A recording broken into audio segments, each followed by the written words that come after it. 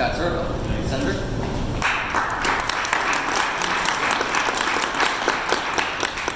Thank you all for coming out today to advocate for alternate transportation. I really appreciate Clean Cities Partnership, not only because of what they're trying to do, but also because they work with James Madison, where I went to college. Shortly after I graduated, went to law school.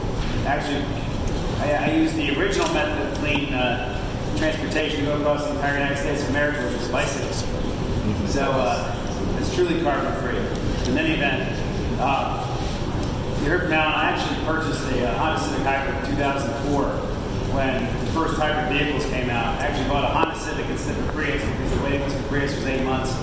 I get a Honda early, but I've got the original clean fuel plate in Virginia, and clean transportation has always been something that's been important to me. We've now grown to, I think, 7 members of the EV caucus. There's about 7 of us that drive electric vehicles now, and we added 2 or 3 more over the last year. We still don't have any 240 kilovolt chargers in our parking deck yet, but we're working on that. But I want to talk really quick about a couple things we're actually doing, and then we'll talk about some bills that are pending. So I think, I'm not sure, is everybody here familiar with the VW settlement? Yeah, so a lot of people, I'm not sure, realize that all the VW money has not been spent.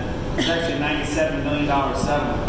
And out of the money that's already been allocated, about $14 million of it is going to an electric vehicle charging network, which is just starting to build out. Alan and I are the ribbon cutting for the very first high voltage charging station in Tyson's Corner.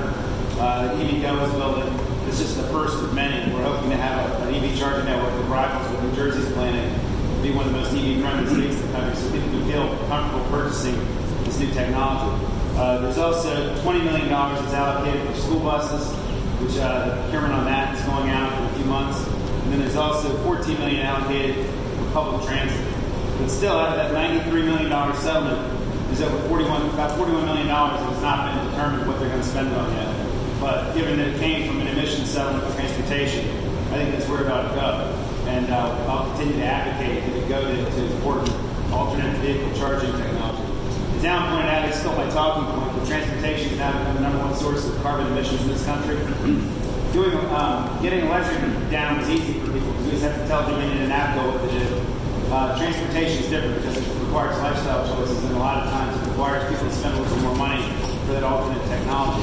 And I think the more we get that word out, that the decision you make every day in terms of how to move yourself around is the largest contributor to global climate change, the more likely you'll see people start to change their behavior.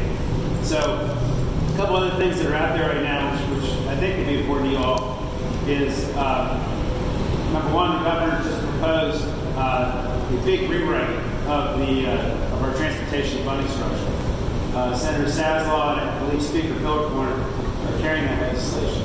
But not only does it increase gas taxes by about 8 cents per gallon, it also we have a new vehicle registration fee structure, which is in part based on fuel efficiency of your car. And I know historically we've tended to provide subsidies to early adopters like myself of electric cars so that you can buy an electric car and then not pay any gas taxes. But over the long term, that's destroying our transportation trust fund. So we're requiring cars that are more efficient to pay a little bit more in their fee. Cars that are less efficient pay a little bit less. There's still a base fee, so that it's still not rewarding to drive a gas guzzler. But we are reallocating that annual vehicle registration fee a little bit to make sure we have sustainable money in our system. The new bill, most importantly for you all, provides a sustainable funding source for transit. Lisa Guthrie has been warning me for years about the transit cliff, like 4, 5, 6 years now.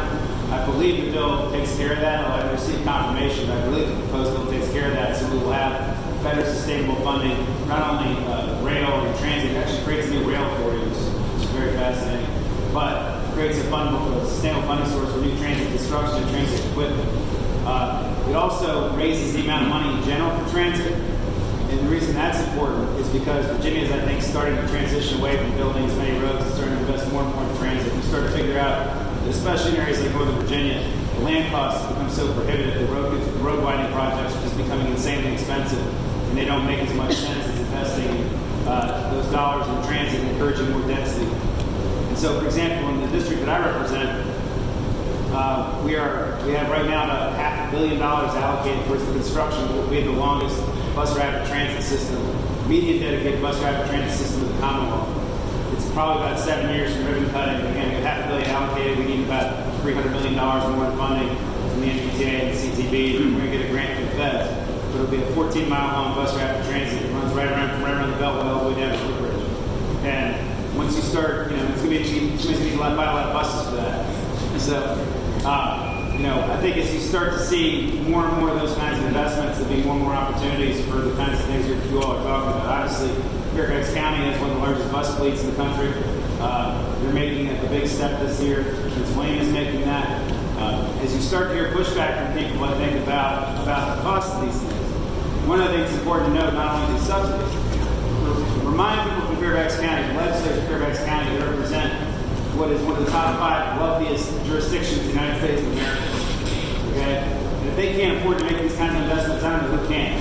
I don't think tax dollars or grant dollars are the whole thing. I think we need to have a conscious choice by a lot of these local governments who like to say they're progressive to follow up their words with action. We have a brand new board of supervisors in Prince William County. We've gone from having Corey Stewart to a majority African American board in Prince William County that is talking a big game about transit and environment, talking a big game about progressive policy. Prince William County is the second largest jurisdiction in Virginia.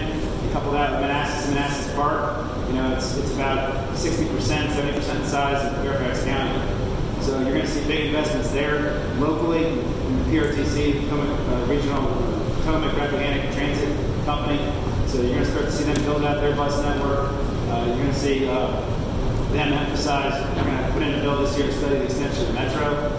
They want to bring more transit-oriented development, which means more investments in buses and ride sharing and things like that. So keep that in mind as you talk to people in the jurisdictions that they're from. And also, the two biggest environmental bills, I would say, the question debates on. I'm sure that different members think their bill is the biggest.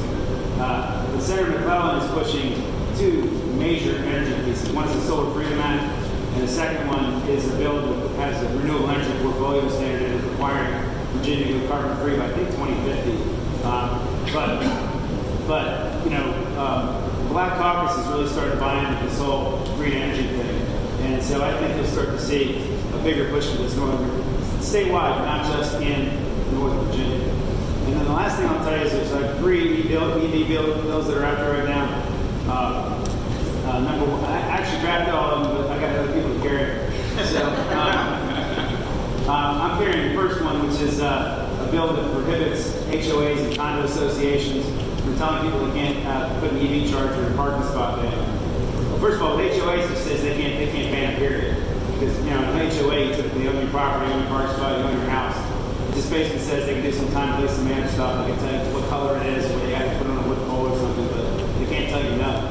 Condo association, it says that if you own your parking spot, they have to let you put up an electric vehicle charger subject to certain restrictions. I've had some constituents tell me that their condo associations prohibited them up. And I think there's now 6 or 7 states that passed this right to charge legislation. Colorado, Florida, maybe Maryland. But my bill was based on the Colorado statute, and I've already worked it out with HOAs. We went through that. The Housing Commission and the General Laws Committee unanimously. I think that's going to pass.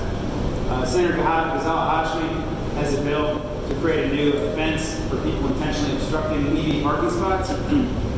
That's actually a thing. If you didn't realize it, go ahead and Google it. But these guys that drive their pickup trucks and roll coal, they put all this black crap at the back of their pickups. Yeah. Then it's now a thing for them to park their pickups in EV spots, and then they tweet it out and brag about how they're blocking all the yuppies or whatever for being able to charge their cars. So anyway. Ghazal Hashmi is doing that. But then the most important one is Senator John Bell, who's also a member of the EV caucus. He's carrying a bill requiring the Commonwealth to have an EV electric vehicle plan for the entire state. And I'm optimistic that bill has a chance, because we really need to have an overall system to begin to accommodate new cars coming online to get rid of people's charging anxiety so they feel more comfortable making the investment and taking the plunge in an electric vehicle. Does anybody here have an electric vehicle? We have 4 or 5. I'm telling you, once you drive one, you will not go back.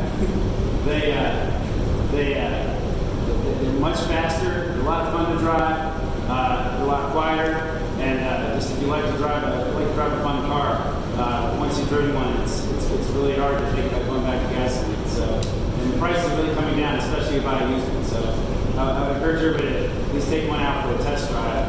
I like to tell people that because Virginia's energy mix, they turn off the natural gas plants at night and keep the nuclear going because the nuclear ones they can't turn off. And my car is actually nuclear powered when I charge everything. So, if you really like clean energy, it's probably the most clean. Although maybe the natural gas guys are arguing about that. But in any event, I think we got big changes coming in Virginia, especially for the majority of people like Delegate Reed who want to see change. And with all your help and advocacy, I think we've got a green future in Virginia. So thanks for being here.